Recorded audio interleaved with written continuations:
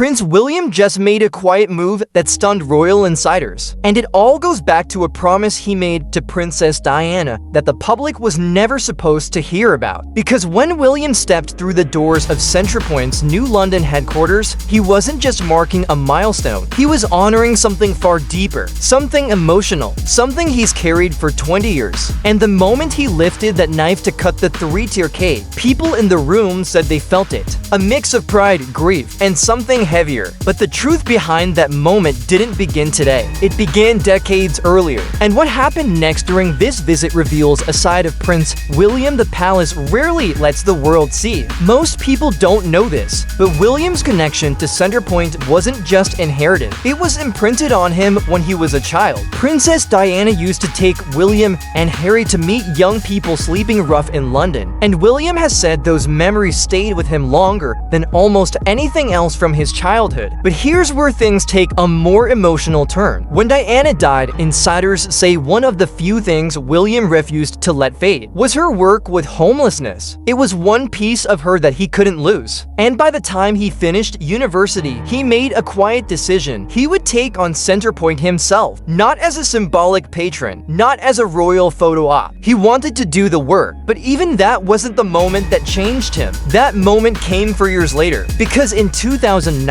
William did something almost no one expected from a future king. He slept on the streets of London on the ground, in the cold, next to Centrepoint's CEO because he said he needed to feel it personally. And here's the part most people don't know. He refused extra security nearby. He didn't want a safe zone. He didn't even want staff hovering around. He wanted reality. And after that night, people close to him said he came away shaken, not in fear, but in urgency. That's when he told Centrepoint leadership he had zero interest in being an ornamental patron. He wanted to get involved deeply, but the story didn't end there. What he did to decades later proves he never let that promise fade. This week, William walked into Centrepoint's new headquarters to mark his 20th year supporting the charity, and what happened behind those doors wasn't just ceremonial. The room fell silent as he stepped up to a towering cake created by celebrity baker Juliet Sear. He joked, he smiled, he spoke with the staff who've been there far longer than he has. But the moment he touched the knife to the top layer, something shifted. He said, in 20 years, how much has changed? And how much has been achieved? Because of you, people described his tone as unusually emotional, like he wasn't talking about a charity. He was talking about a family he'd grown up with, a world that shaped him as much as he shaped it.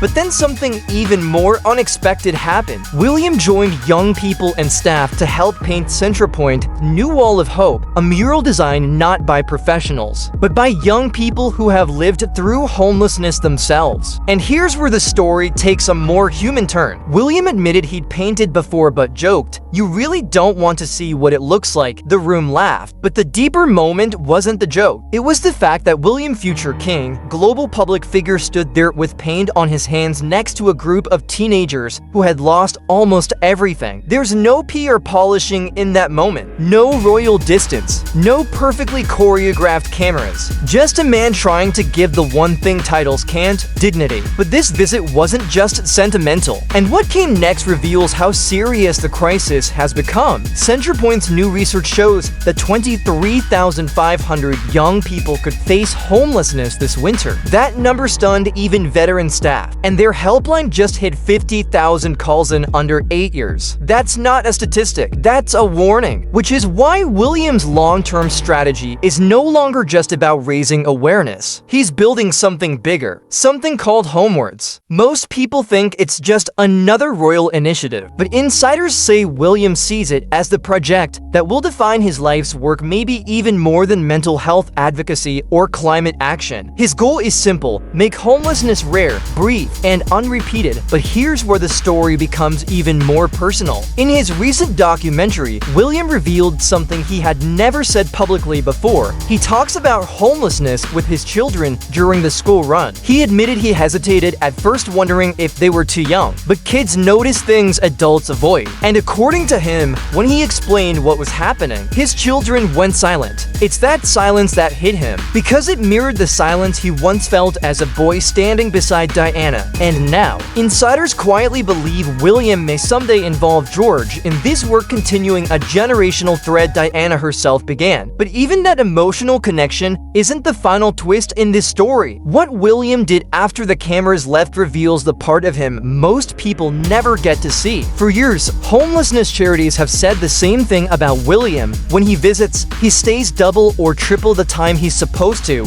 During COVID, he volunteered in kitchens with no press present. He cooked, he packaged meals, he delivered food. One charity leader said he's more comfortable when it's just him, no cameras, and every single time. The staff said the same thing. He shows up as a person, not a prince, which brings us to the real question behind this 20-year milestone. What drives him? What keeps him coming back when the cameras are gone? When the work is difficult? When the results aren't glamorous? The answer might be simpler than expected and more emotional. For William, Centrepoint isn't a charity. It's a connection to the only person who made him feel seen during his upbringing. Princess Diana didn't just introduce him to homelessness. She taught him that your title means nothing if you don't use it to lift someone who has nothing. And for 20 years, William has been trying quietly, consistently, sometimes painfully to live up to that lesson. So when he cut that 3-tier cake, when he painted next to young people who've been through hell, when he spoke about pride, gratitude, and family, he wasn't just marking an anniversary. He was keeping a promise,